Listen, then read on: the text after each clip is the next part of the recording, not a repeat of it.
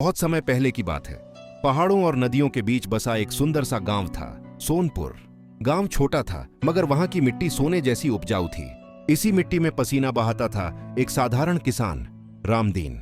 रामदीन के पास न बड़ी जमीन थी, न बैल, न नौकर, बस थी एक टूटी झोपड़ी, एक पुराना हल और दो हाथ जो सुबह से शाम तक मिट्टी से बात करते थे।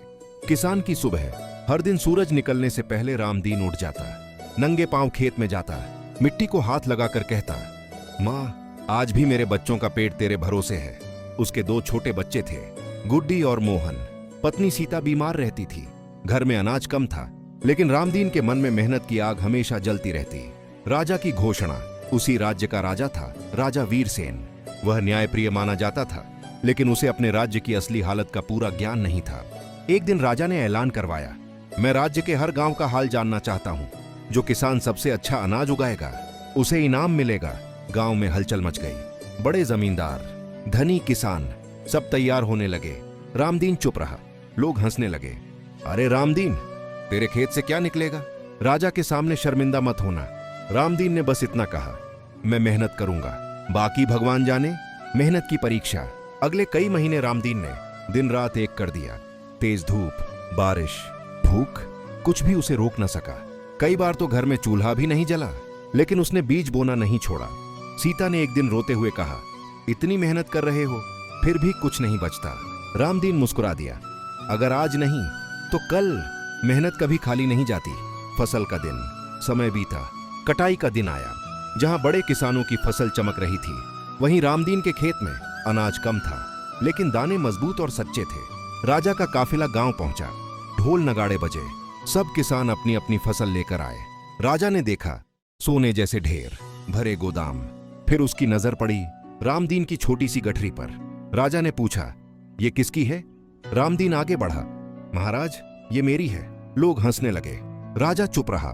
राजा की परीक्षा। राजा ने सभी किसानों से कहा, हर कोई अपने अनाज का एक बोरा छोड़ जाए, इनाम बाद में दिया जाएगा। सब चले गए। रामदीन भी चला गया। रात को राजा ने गुप्त रूप से हर बोरे की जांच करवाई। अगली सुबह सच्चाई सामने आई। बड़े किसानों के अनाज में मिलावट, खोखले दाने और कीड़े थे, लेकिन रामदीन के अनाज में ना मिलावट, ना धोखा, सिर्फ सच्चाई और मेहनत। राजा हैरान रह गया। न्याय का फैसला। सभा बुलाई गई। राजा ने सबके सामने कहा, सबसे अच्छा अनाज उस किसान का है जिसके पास सबसे कम जमीन थी। रामदीन को बुलाया गया। राजा ने पूछा, तुमने कैसे उगाया इतना सच्चा अनाज? रामदीन ने सिर झुकाकर कहा, महाराज, मैंने मिट्टी को कभी धोखा नहीं दिया। जितना था उसी में ईमानदारी से मेहनत की। राजा की आंखें भर आईं। राजा का परिवर्तन। राजा वीरसेन सिंहासन से उतर आया। रामदीन के कंधे पर हाथ रखकर बोला, आज मुझे राजा होने का असली अर्थ समझ आया। राजा ने घोषणा की, रामदीन को जमीन दी जाएगी, उसके बच्चों की पढ़ाई राज्य करेगा, गांव के हर गरीब किसान को सहायता मिलेगी, और सबसे बड़ा फैसला, अब से किसान को सिर्फ अनाज नहीं, सम्मान भी मिलेगा। कहानी का अंत। रामदीन आज भी किसान है, लेकिन अब उसकी झोपड़ी में रोशनी है, बच्चों के हाथ में किताबें हैं और गांव में इज्जत। राजा हर साल खेतों में जाता है और मिट्टी को हाथ लगाकर कहता है, जिस मिट्टी ने मुझे सच्चा राजा बनाया उसे प्रणाम।